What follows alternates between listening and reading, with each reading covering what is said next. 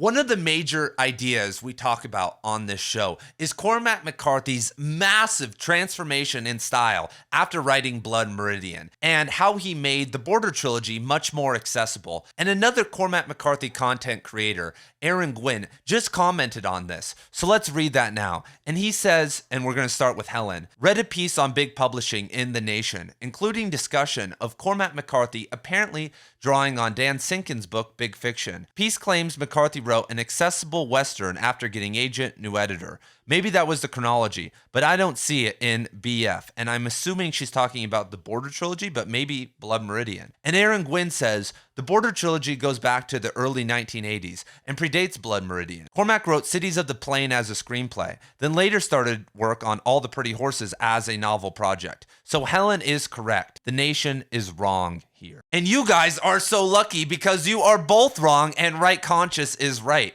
And I wish I could tell Aaron myself, but I've unfortunately been blocked because I think one morning when I had a little bit too much energy, I started throwing some ad hominems out, but I actually don't remember. So I need you guys to go comment on Aaron Gwynn's Twitter so that he knows that there has been a correction made, because in 1974, Cormac McCarthy moved to Tucson, Arizona, where I am at now. And he had a renaissance in his writing, spiritual, scientific, and general life. But sometimes when you move to a new city, you think that the opposite gender is just going to be hounding you and it's going to be like the movies. And that I don't think happened for Cormac, because a couple months after moving, he booty calls his second wife and says, hey, why don't you come down here and let's go vacation in Mexico and act like nothing is wrong, which is straight out of the playbook of how he writes his characters. But she accepts, and Annie Delisle and Cormac McCarthy did tour in Mexico for a couple months. And according to her,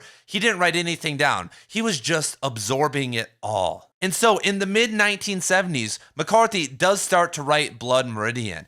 But during this time, during this renaissance, and he only lived in Tucson for a year and then moved to El Paso, he wanted to take things to the next level. That's why he starts studying all the occult stuff. And when you start to study the occult, you start to see that your human potential is much greater than you think. And one aspect of that, of course, is money and women. So during this time, what did McCarthy start to do other than Blood Meridian? He started trying to get into Hollywood, because in 1976, he writes The Gardener's Son. And then in 1978, he writes Cities of the Plain. And so one could actually see this as his first effort to raise himself out of poverty with these screenplays. But in Cities of the Plain, it has John Grady Cole and Billy Parham featured on a ranch in 1951. And it wasn't until after Blood Meridian, or sometime during the late stages of that publication, that McCarthy started to write All the Pretty Horses. Because in 1981, McCarthy received the MacArthur Fellowship, which is akin to about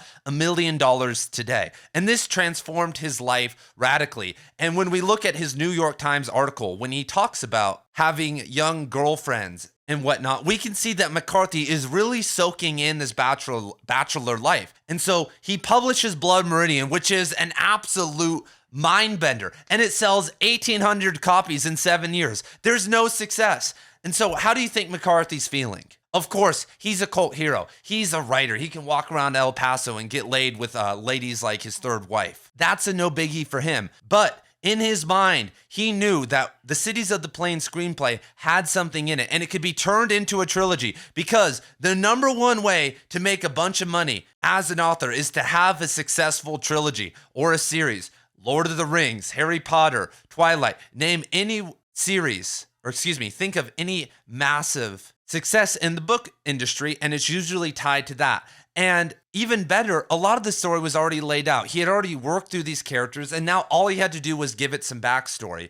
And McCarthy, who I feel, because he was starting to get involved with science and all these young girlfriends, wanted a path to write something that was much easier, because why sit there and slave for 9 years over something like Blood Meridian that sells 1,800 copies when you could write something like All the Pretty Horses, which I guarantee took a lot less effort, and you could sell 200,000 copies. And was that guaranteed? No. But McCarthy did change editors. He did get a new agent, and It's not like he released The Passenger or even The Crossing first, because I'm sure The Crossing was brooding in his head and he was working on that at the same time. He released the only novel that has any semblance of a normal love story in it. And I know all you freaks out there love all the incest and Outer Dark and The Passenger and whatnot, but All the Pretty Horses is a marketable book, and you don't have to listen to me, and you don't have to listen to Aaron Gwynn. Maybe we should listen to one of the other authors we cover on this channel, David Foster Wallace. And he said in a letter, quote, "I also urge you on, again, Cormac McCarthy, not his latest stuff either. It's dilute, and I can tell publishing houses are urging him to market himself." And he's referring to the Border Trilogy, because this letter was written in the late 90s. So I know it hurts our souls to think that Cormac sold out a little bit, but that's okay because it led to greater successes. And when I read the Border Trilogy, I feel that rawness. I feel that uneditedness, because as we've talked about on this show before, McCarthy leading up to the Border Trilogy was very kind of tight with his writing. The Orchard Keeper was the chip on his shoulder. He was getting back at his dad. He was going to show the world that he was the new postmodernist Southern Gothic guy on the block. That didn't work out. He was working through his trauma in Outer Dark. Child of God was just an offshoot of Outer Dark, and that's why it's a lesser novel. And then Suttree was his big, autobiographical masterpiece. But these are all, novels that took a lot of thinking and were very connected to an idea, to, at some level, his success and his identity. And then Blood Meridian was the great American Western. But as we saw, as we witnessed with his last 5 novels before The Passenger and Stella Maris, McCarthy let loose a little bit. He is inspired to write The Road, and he writes the first draft in a rapid pace. He writes No Country for Old Men, in a similar fashion as Cities of the Plain from a screenplay. And within these 5 novels, there isn't that layeredness that we get with, in Suttree or even The Orchard Keeper and, of course, Blood Meridian. But there is something deeper speaking. McCarthy lets loose a little bit more about his own thoughts, especially, for instance, in The Crossing or No Country for Old Men. That's a very nice reflection on old age and whatnot. When I first read that, I was like, damn, when's Cormac McCarthy going to die? Because this feels like he's kind of working through his feelings about old age. And I think that's why The Passenger didn't really hit with as many people, because